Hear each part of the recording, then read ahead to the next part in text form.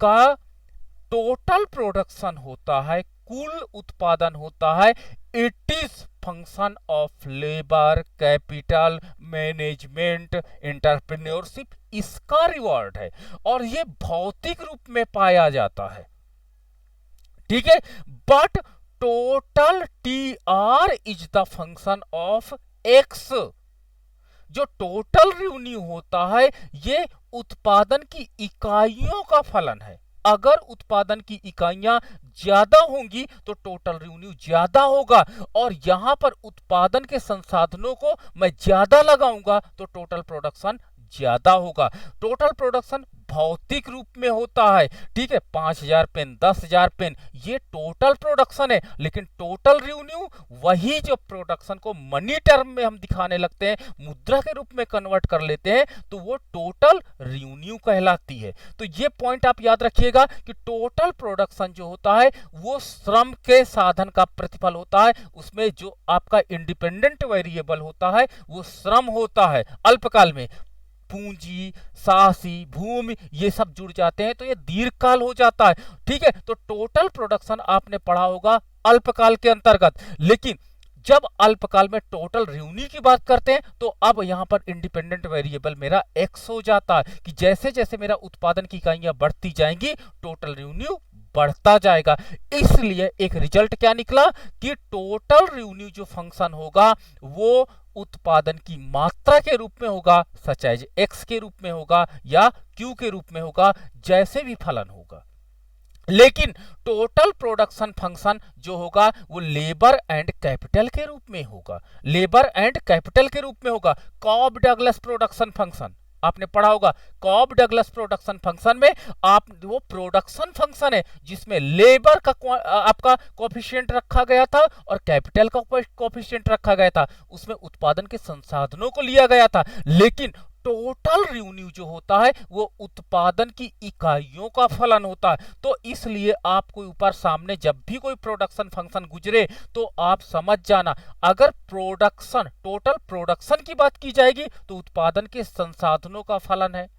Total revenue जो है उत्पादन की इकाइयों का फलन है। ठीक है, बहुत बेसिक क्वेश्चन है, इंटरव्यू में हर बार बच्चे मुझसे नहीं बता पाते। मैं आपको बताऊं, जो मैं पूछता हूं कि what is the basic difference, क्या मैथमेटिकली आप इसका अंतर बता सकते हो, बच्चे नकार जाते, नहीं बता पाएंगे। कितना बेसिक अंतर है। तो टोटल प्रोडक्शन रिजल्ट क्या हुआ, ये श्रम के साथ, ये यानी ये उत्पादन के साधन, उत्पादन साधनों का फलन है। क्लियर रहेगा।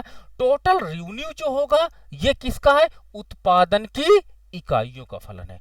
उत्पादन की इकाइयों का फलन है। तो मैं आपके साथ डिस्कस करने जा रहा हूं आज टोटल रेवेन्यू। ठीक है, और टोटल रेवेन्यू के अलावा जो अदर रेवेन्यूज होती हैं such as AR and MR, इन पर बात करूंगा और इनके मैक्सिमा और मिनिमा पे बात आज हम करने जा रहे हैं। ठीक है, तो जो आपके पास टाइप्स ऑफ रेवेन्यू होते हैं वो 3 प्रकार की टाइप्स ऑफ रेवेन्यू है। सबसे बड़ा होता है आपका, सबसे ज्यादा होता है, that is called total revenue, कुल रेवेन्यू। जैसे आपने अभी बताया कि प्रोडक्शन को उसके मूल्य से गुणा कर दीजिए, आपको टोटल रेवेन्यू प्राप्त हो जाएगा। दूसरा आपका होता है एवरेज रेवेन्यू। एवरेज रेवेन्यू को प्राप्त करने के लिए टोटल रेवेन्यू में उत्पादन की इकाइयों को विभाजन करना पड़ता है। ठीक है, तो टोटल रेवेन्यू को यदि उत्पादन की इकाइयों से विभाजन कर दें तो मुझे एवरेज रेवेन्यू प्राप्त हो जाएगा। और तीसरा आपका होता है marginal revenue. Total revenue function को अगर मैं क्यू के सापेक्ष अवकलित कर दूं तो मुझे सीमांत आगम प्राप्त हो जाएगा। तो ये 3 कॉन्सेप्ट आपके पाए जाते हैं एग्जाम में। और याद रखना, रेवेन्यू की बात है तो यहां पर हरदम हम मैक्सिमम की बात करेंगे। क्या बात करेंगे, मैक्सिमम की बात करेंगे। कॉस्ट में हरदम मिनिमम की बात करेंगे। रेवेन्यू कोई भी व्यक्ति क्या करता है, रेवेन्यू को बढ़ाना चाहता है, मैक्सिमम करना चाहता है। तो यहां पर आज हम 3 प्रकार की रेवेन्यू पे डिस्कस करने जा रहे हैं और इनका मैथमेटिकल फंक्शन कैसे हो सकता है। ठीक है, उस पर भी आज हम लोग चर्चा करने जा रहे हैं। तो चलिए सबसे पहले मैं बात करता हूं परफेक्ट कंपटीशन की। परफेक्ट कंपटीशन बाजार की एक स्टैंडर्ड कंडीशन होती है, एक आइडियल कंडीशन होती है, जिसमें ये मान लिया जाता है सभी कुछ परफेक्ट है। सभी कुछ परफेक्ट होने का मतलब होता है कि मार्केट में कोई फॉल्ट नहीं है, प्रत्येक इकाई का मूल्य समान है। जब प्रत्येक इकाई का मूल्य समान है तो हम देख सकते हैं कि आपको यूनिट्स इधर मैं रख देता हूं और इधर उसका प्राइस रख देता हूं। You can see that first unit का प्राइस है 10 रुपी, सेकेंड यूनिट का प्राइस है 10 रुपी, थर्ड यूनिट का प्राइस है 10 रुपी, क्योंकि ये ideal condition of the market है। और आइडियल कंडीशन में चाहे 1 यूनिट खरीदिए चाहे 100 यूनिट खरीदिए, सभी यूनिट का मूल्य समान होता है। चौथी यूनिट खरीदेंगे तो भी 10 रुपए का मिलेगा, 5वीं यूनिट खरीदेंगे तो 10 रुपए का, यानी इसमें मार्केट मैकेनिज्म में कोई गड़बड़ी नहीं होती है। तो इसीलिए इसका नाम परफेक्ट कंपटीशन है। चलिए, तो यानी प्रत्येक इकाई का मूल्य समान होगा, चाहे आप 1 खरीदो चाहे 100 खरीदो। देखा आपने, व्यक्ति क्या करते, आइडियल जो होते हैं भैया, चाहे आप 1 लो चाहे 100 लो, रेट वही रहेगा, मतलब परफेक्ट कंपटीशन है। परफेक्ट कंपटीशन यानी सबसे अच्छा बाजार कहलाता है। हर इकोनॉमी का उद्देश्य होता है कि हम परफेक्ट कंपटीशन की तरफ आगे बढ़ें। इसीलिए गवर्नमेंट क्या करती है, परफेक्ट कंपटीशन को मेंटेन करने के लिए मार्केट इंस्पेक्टर, मार्केट के रूल्स, ये सब बनाती है।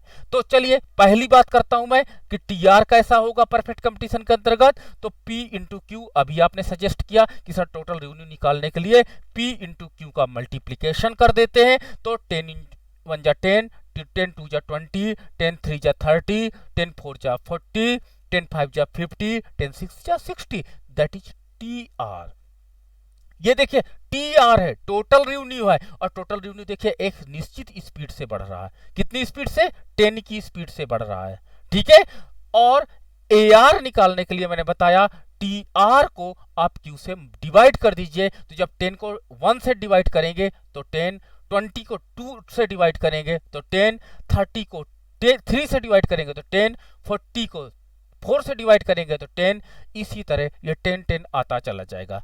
अब एमआर क्या होता है, अंतिम इकाई से प्राप्त रेवेन्यू। अंतिम इकाई का मतलब क्या होता है, मान लो आपकी कंपनी में 5000 पेन बन रहे हैं, 5000 पेन बनने के साथ आप 10 पेन लास्ट में और बना रहे हो, तो अंतिम इकाई क्या है, 10 है। तो 10 पेन बनाने के बाद, बेचने के बाद जो मिलता है वो सीमांत आगम कहलाता है। तो इसको पूर्व की इकाई से घटाया जाता है, तो 10 के पूर्व क्या है, 0, तो यह आपका एमआर क्या होगा, 10। 20 के पूर्व इकाई क्या है, 10, तो 20 में से 10 माइनस करेंगे क्या आएगा, 10। 30 में से 20 माइनस करेंगे आएगा 10, 10, 10, 10। तो आप देख सकते हो कि परफेक्ट कंपटीशन के अंतर्गत जो टीआर होता है उसमें वृद्धि लीनियर है। और मैंने आपके साथ एक दिन लीनियर कॉस्ट फंक्शन डिस्कस किया था। ऐसा कॉस्ट फंक्शन जब आपकी लागतें सदैव समान रहें, ऐसा रेवेन्यू जो सदैव समान रहता है, उसे हम लोग क्या कहते हैं, उसे हम लोग लीनियर रेवेन्यू कर्व कहते हैं। और जब लीनियर की बात आ गई तो लीनियर जो आपके पास रेवेन्यू कर्व होगा परफेक्ट कंपटीशन के अंतर्गत, वो बिना घात के होगा, यानी उसमें इंडिपेंडेंट वेरिएबल के ऊपर 1 की पावर होगी। कितने की पावर, 1 की पावर होगी। अर्थात अगर कोई टोटल रेवेन्यू फंक्शन आपको दिखाई पड़ता है क्वेश्चन पेपर में जिसकी पावर 1 की है, तो समझ जाना परफेक्ट कंपटीशन का टोटल रेवेन्यू है। कहां का, परफेक्ट कंपटीशन में, क्योंकि परफेक्ट कंपटीशन में ही लीनियरिटी पाई जाती है, रैखिकता पाई जाती है, यानी उसमें जो टीआर बढ़ता है वो एक निश्चित स्पीड से बढ़ता है। तो कभी भी अगर आपको लीनियर टोटल रेवेन्यू फंक्शन मिल जाता, लीनियर का मतलब जिसकी पावर 1 हो, चाहे डिपेंडेंट वेरिएबल हो चाहे इंडिपेंडेंट वेरिएबल, तो अगर आपको 1 की पावर का कोई रेवेन्यू फंक्शन मिलता है तो आप डायरेक्ट बोल देना देखते ही, सर ये परफेक्ट कंपटीशन की रेवेन्यू को रिप्रेजेंट कर रहा है। क्लियर है। अब बात आती है एआर एंड एमआर की बात आती है।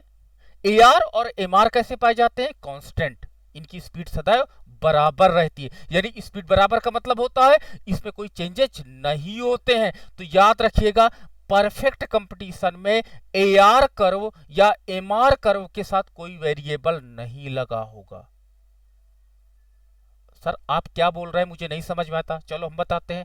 मतलब कि अगर मैं कह दूंगा MR function, MR equal to 10 under perfect competition, तो क्योंकि सर ने बोला था इसके साथ कोई एक्स वेरिएबल नहीं लगेगा। एमआर और AR under the perfect competition that have no any variable, कोई x नाम का वेरिएबल, q नाम का वेरिएबल इनके साथ नहीं लगेगा, क्योंकि ये कांस्टेंट होते हैं। कारण क्या है? कांस्टेंट 10 10 ही रहता है। कोई भूलना मत, क्वेश्चन देख के तुरंत बता देना, लोग सोचेंगे ये क्या, कैसे जान गया। अगर एमआर की वैल्यू गिवन है, प्राइस दिया है, प्राइस इक्वल टू 20 दिया है, अगर इसके साथ x नहीं दिया, अब लिख देते हैं क्या, डिमांड फलन। क्यों? क्योंकि इसी कंडीशन है कि इस फलन में x का मान नहीं, आप x नहीं रख सकते हो, तो आप समझ जाना this is the perfect competition.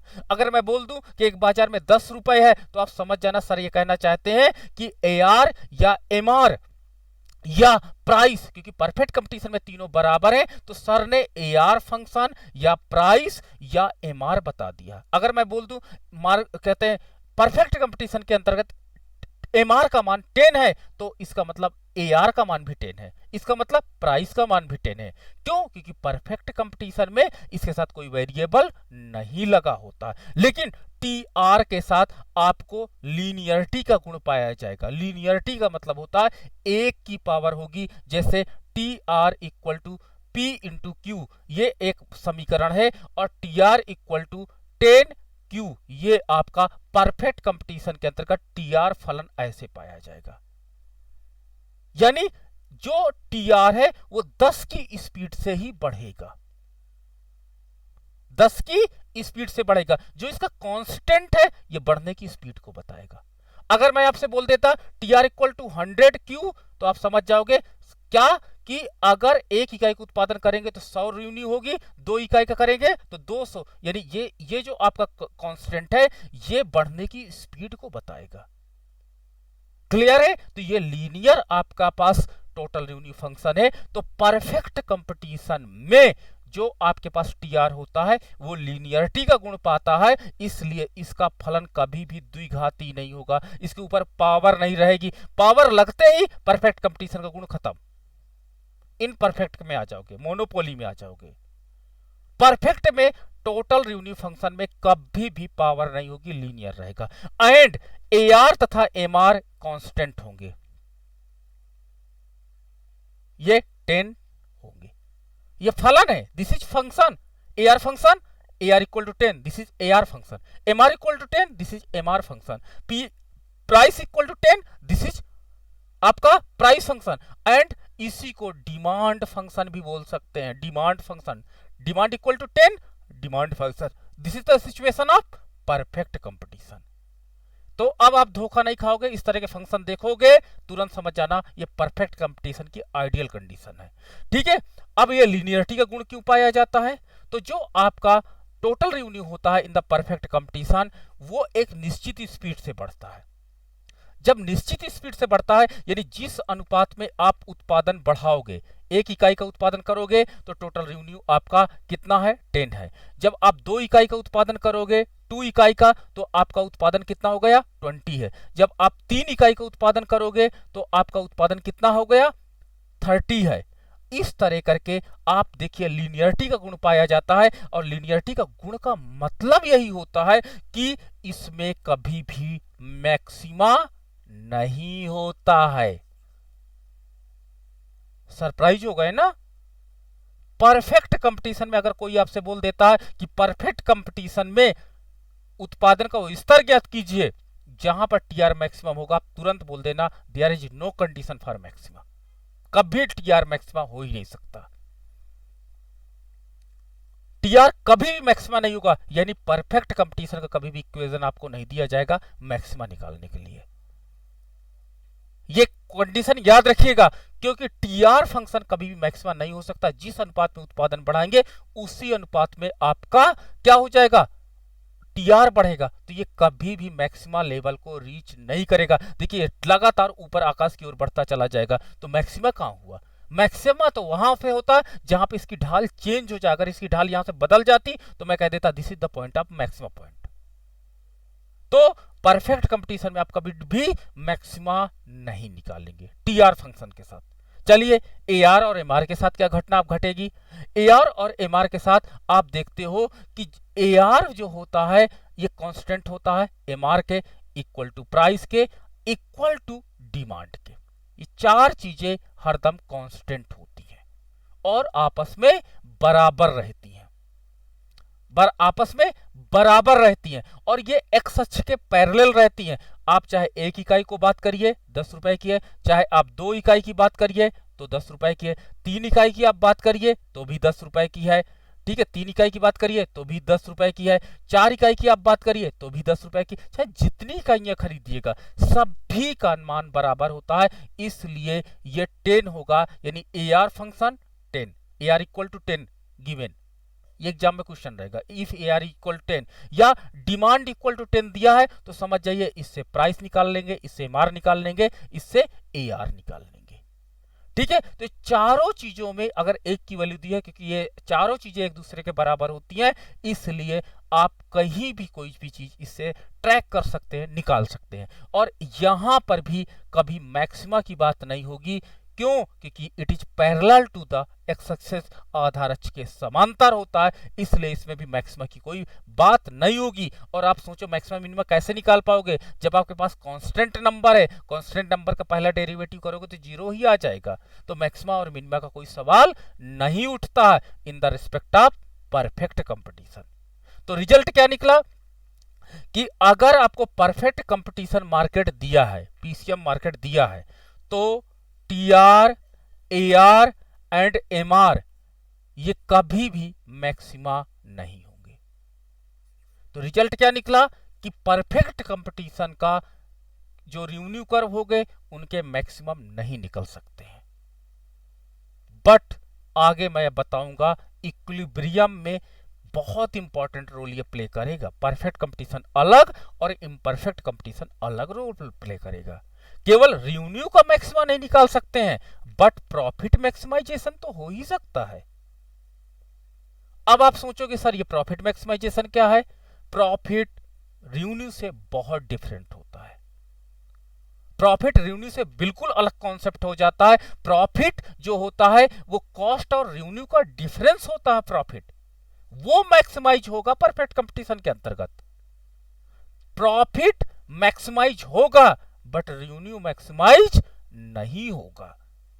तो ये इंपॉर्टेंट चीजें हैं जिनको आपको लेकर के चलना है कि रेवेन्यू मैक्सिमाइज नहीं होगा, लेकिन प्रॉफिट की जब बात अभी आप सर अगले लेक्चर्स में करेंगे तो वहां पर मैं मैक्सिमाइज करूंगा in the perfect competition, in the imperfect competition. दोनों मार्केट को लेकर के मैं प्रॉफिट मैक्सिमाइजेशन की बात करूंगा, साथ ही साथ टोटल प्रॉफिट कितना फर्म को होगा उसकी भी बात करूंगा, under the perfect competition, under the imperfect competition. लेकिन रेवेन्यू मैक्सिमाइज नहीं होगा, ये पॉइंट आप नोट कर लीजिएगा और इसके पीछे का रीजन मैंने बता दिया। दूसरा फंक्शन पहचानने की बात है तो लीनियर फंक्शन आपका होगा टोटल रेवेन्यू और कांस्टेंट वैल्यू के साथ होंगे AR, MR, price and demand. ठीक है, तो परफेक्ट कंपटीशन अब आपको समझ में आ गया होगा। नाउ द नेक्स्ट है इम्परफेक्ट कंपटीशन। इम्परफेक्ट कंपटीशन बाजार का यानी अपूर्ण प्रतियोगिता, जब प्रतियोगिता का अभाव हो, अपूर्ण प्रतियोगिता। अपूर्ण प्रतियोगिता में सबसे बड़ी बात होती है, सबसे बड़ी बात यह होती है कि प्रत्येक अगली इकाई का मूल्य उत्पादक कम करना पसंद करता है। मैंने कहा 1 किलो आलू दे दो, बोला भैया 10 रुपी। मैंने कहा 2 किलो, अच्छा ठीक है 9 रुपए किलो ले लीजिए। मैंने कहा 3 किलो, अच्छा ठीक है 8 में लगा देंगे। अगली इकाई का मूल्य पिछली इकाई से वो कम करना पसंद करता है। चलिए एग्जांपल में देख लेते हैं। यूनिट, मैंने कहा 1 यूनिट लेना है, उसने कहा प्राइस 10। मैंने कहा अच्छा 2 यूनिट लेना, अब रेट बताओ कितना पर यूनिट पड़ेगा, उसने कहा ठीक है 9 रुपये दे दीजिए। मैंने कहा 3 यूनिट लेना है, उसने कहा 8 दे दीजिए। मैंने कहा 4 यूनिट लेना है, उसने कहा 7 दे दीजिए। मैंने कहा 5 यूनिट लेना, उसने कहा 6 रुपए दे दीजिए। मैंने कहा 6 यूनिट लेना है, उसने कहा 5 रुपए दे दीजिए। मैंने कहा कि अच्छा 7 यूनिट लेना है, उसने कहा 4 रुपए।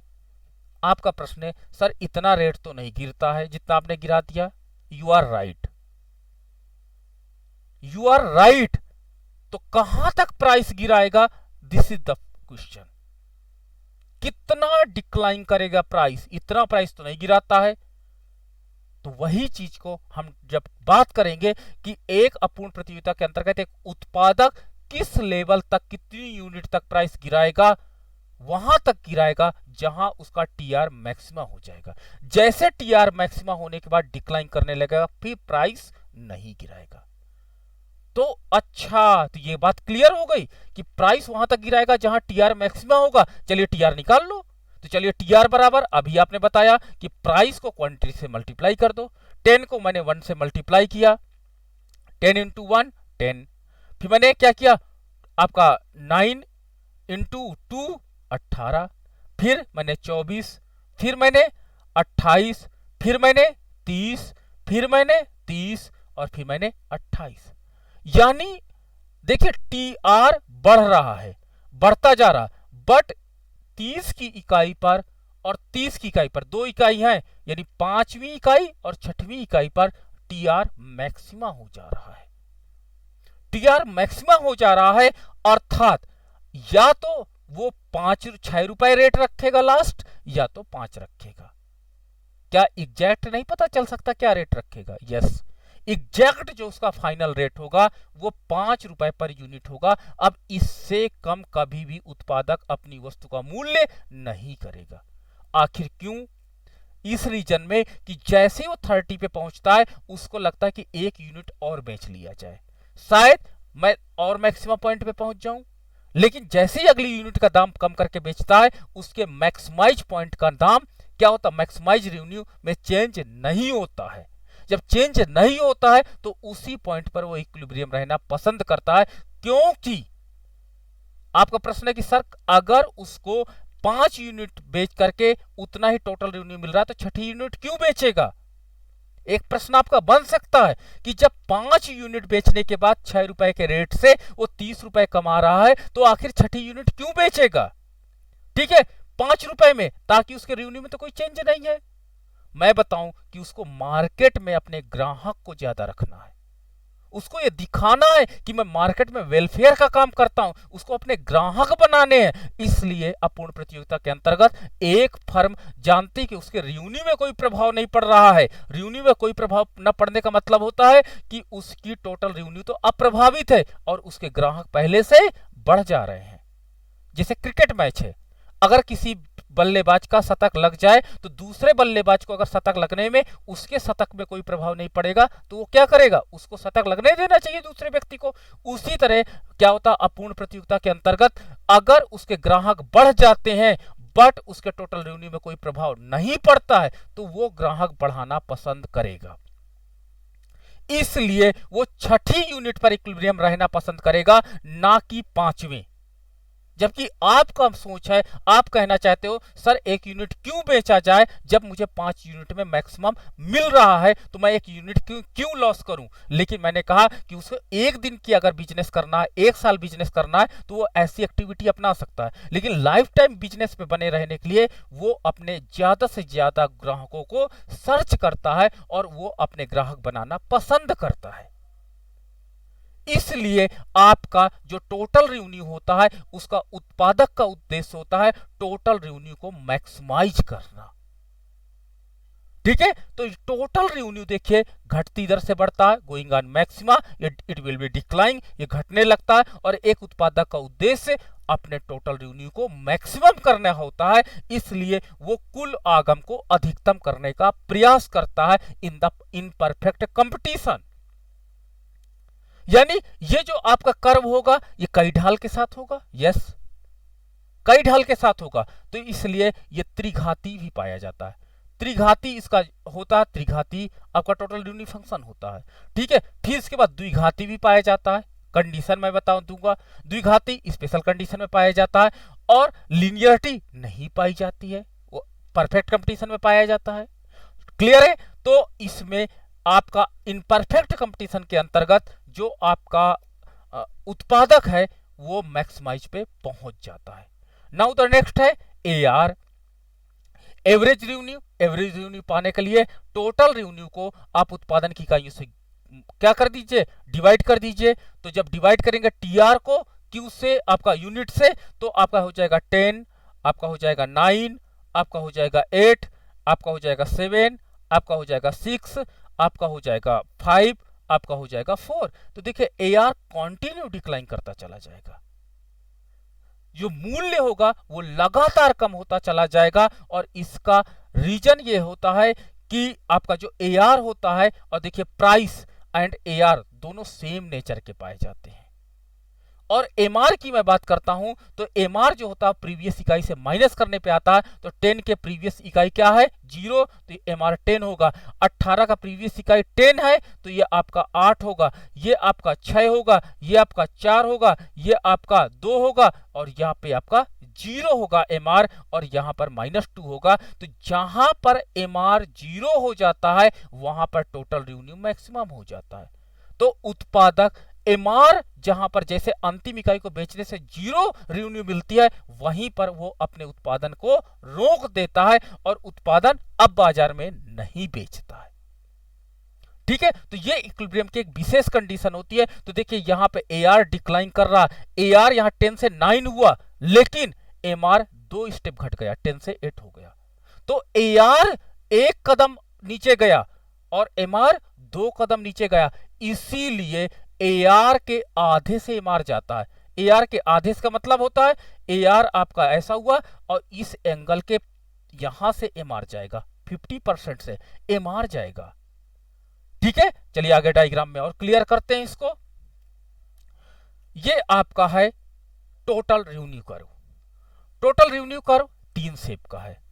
पहले देखिए पहली स्टेज वही टोटल प्रोडक्शन की stage, I have already discuss with you कि पहले प्रारंभ में उत्पादन के नियम देने होने पर उत्पादन तेजी से बढ़ता है, इसलिए इसका ढाल क्या होता है, तेजी से आपका है। लेकिन एक निश्चित पॉइंट के बाद आप देख सकते हो कि जो टोटल रेवेन्यू है वो क्या होती है, वहां पे ढाल इसकी चेंज होती है और ये घटते दर से बढ़ती है, गोइंग ऑन मैक्सिमा, यहां पर मैक्सिमा होती है फिर डिक्लाइन कर जाती है। तो टोटल रेवेन्यू का जो कर्व होता है वो फलन जो होता है वो 3 ढाल से युक्त होता है, इसलिए इस फलन को अधिकतर त्रिघाती फलन के रूप में मुझे दिखाई पड़ता है, जनरलाइज। बट 2 की पावर और 1 की पावर नहीं होती है, वो परफेक्ट कंपटीशन में होती है। जब मैंने 1 इकाई का उत्पादन किया तो मेरा टोटल रेवेन्यू यहां पर है। जब मैंने 2 इकाई का उत्पादन किया तो मेरा टोटल रेवेन्यू देखिए बढ़ गया।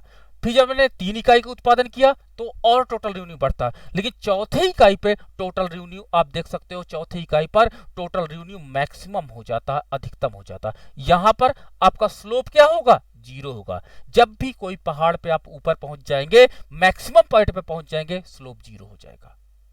ठीक है, that is maximum total revenue. यहां पर एक उत्पादक अपूर्ण प्रतियोगिता के अंतर्गत यानी 4 इकाई उत्पादन करना पसंद करेगा टोटल रेवेन्यू को मैक्सिमाइज करने के लिए, अगर कॉस्ट ना दी हुई हो तो। ठीक है, अब जैसे कॉस्ट इन्वॉल्व करूंगा ये इक्विलिब्रियम पॉइंट अब नहीं रह जाएगा, 4 यूनिट नहीं उत्पादन करेगा। अभी मैंने मान लिया कि उसकी लागतें नहीं है, तो लागतें जब नहीं है तो कहां पर उत्पादन करेगा, जहां पर उसका टोटल रेवेन्यू मैक्सिमम होगा। तो आपको अगर कॉस्ट फंक्शन नहीं दिया गया है और पूछा जाए कि एक उत्पादक संतुलन में कहां होगा, तो याद रखना जब आपको लागत नहीं दी जाती है तो टोटल रेवेन्यू जहां पर मैक्सिमम होता है एक उत्पादक वहां संतुलन में होता है। नोट, इंपॉर्टेंट पॉइंट है, नोट कर लीजिएगा कि अगर कॉस्ट फंक्शन नहीं दिया है तो उत्पादक संतुलन में वहां पर होगा जहां पर टीआर मैक्सिमम होगा।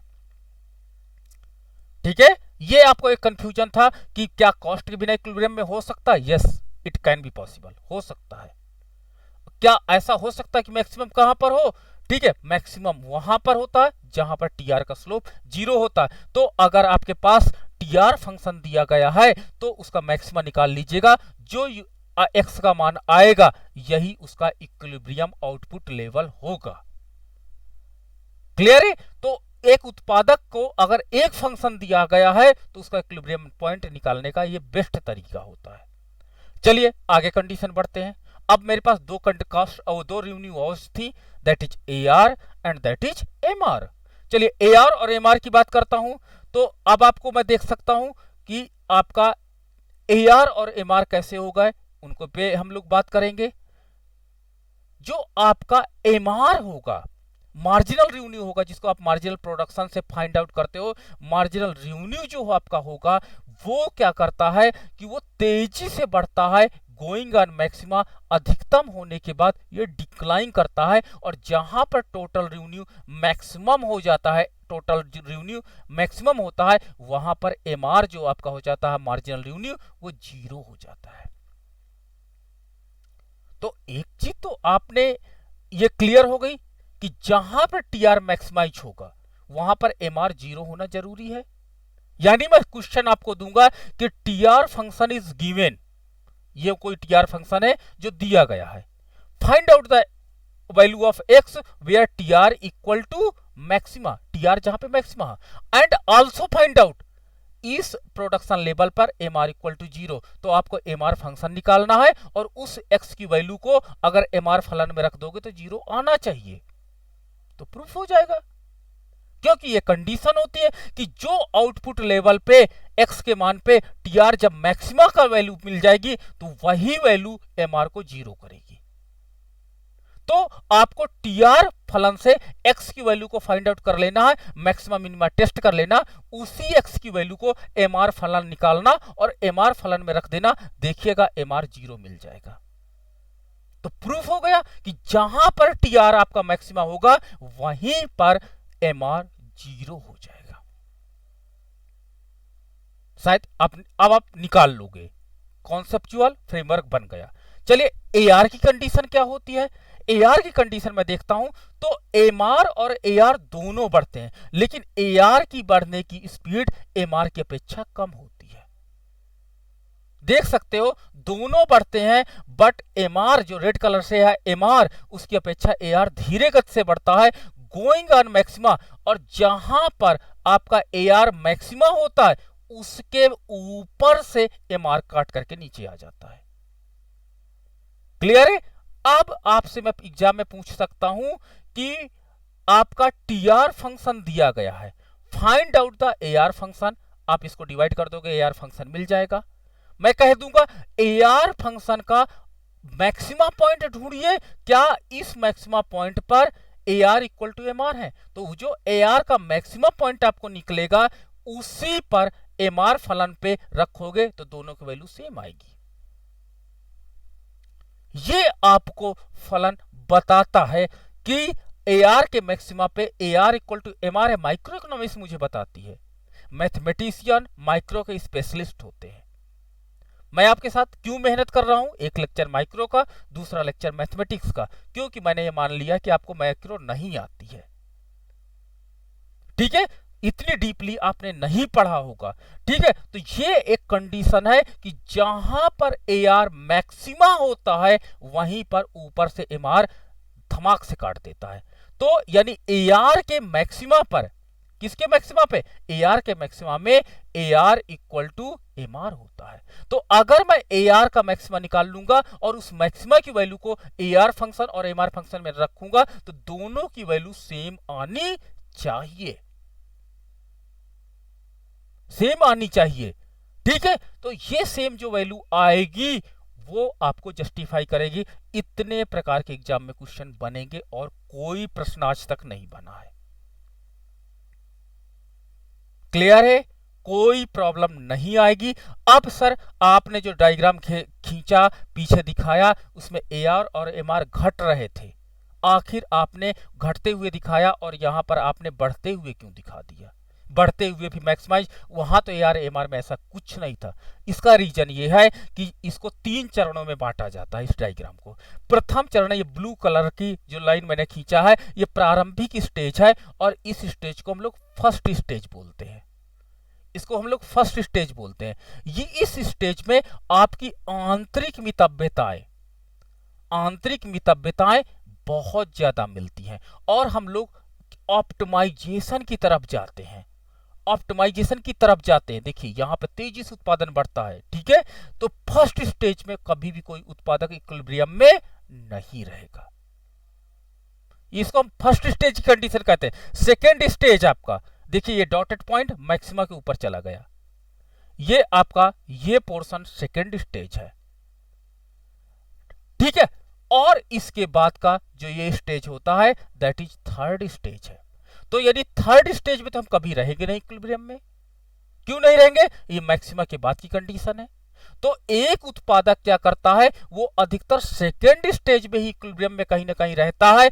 इसलिए मैंने आपके साथ जो अभी डायग्राम प्लॉट किया, उधर टेबल जनरेट किया, उस टेबल जनरेशन में मैंने इस पोर्शन के AR और MR को आपके साथ डिस्कस किया है, जिसमें AR डिक्लाइन कर रही थी और AR की अपेक्षा MR तेजी से डिक्लाइन कर रही थी, और MR 0 हो जा रहा था, AR पॉजिटिव था, MR निगेटिव हो जाता है, ठीक है। अनरियलिस्टिक कंडीशन में हम पहुंच जाते हैं। वहां पर एक उत्पादक थर्ड स्टेज में कभी नहीं रहता, इसलिए MR को निगेटिव नहीं होने देता है।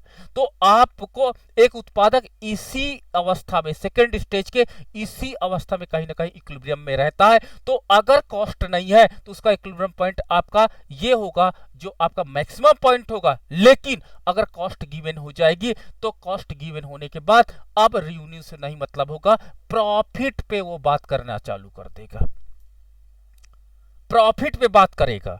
इफ कॉस्ट इज गिवन, अगर एक बल्लेबाज है उसके पास टारगेट दिया है तो वो शतक पे बात नहीं करता, फिर जीतने पे बात करता है कि मेरी टीम जीत जाए। क्लियर है? जब उसको टारगेट चेंज करना होता है। लेकिन पहली बैटिंग वाला व्यक्ति क्या करता है, टारगेट के साथ साथ अपने शतक पे भी फोकस करता है ना। वही कंडीशन है। तो जितने आपके फंक्शन मिलेंगे वो अधिकतर सेकेंड स्टेज के फंक्शन हो सकते हैं। अगर टोटल रेवेन्यू कर्व द्विघाती मिल जाए तो आप सरप्राइज मत हो जाना। द्विघाती का मतलब ये होता है कि ये जो फंक्शन है वो सेकेंड स्टेज के में केवल एक कर्व बन रहा है, और सेकेंड स्टेज में जब एक कर्व बनेगा तो आपका द्विघाती फलन होगा। देखिए एक कर्व है, अगर पूरे कर्व को रिप्रेजेंट करना है तो त्रिघाती फलन हो सकता है, लेकिन मुझे केवल सेकेंड स्टेज से मतलब है, इसलिए मैं द्विघाती फलन से काम चला लूंगा और सेकेंड स्टेज पे ही मैं इक्विलिब्रियम पे बना रहूंगा। ठीक है? तो इस तरह जो हमारे पास होते हैं, इसको हम लोग कैसे करेंगे, कैसे इस प्रॉब्लम को सॉल्व करेंगे, अब आपको फीचर्स क्लियर हो रहे होंगे। ये मेरा थ्योरेटिकल फ्रेमवर्क था।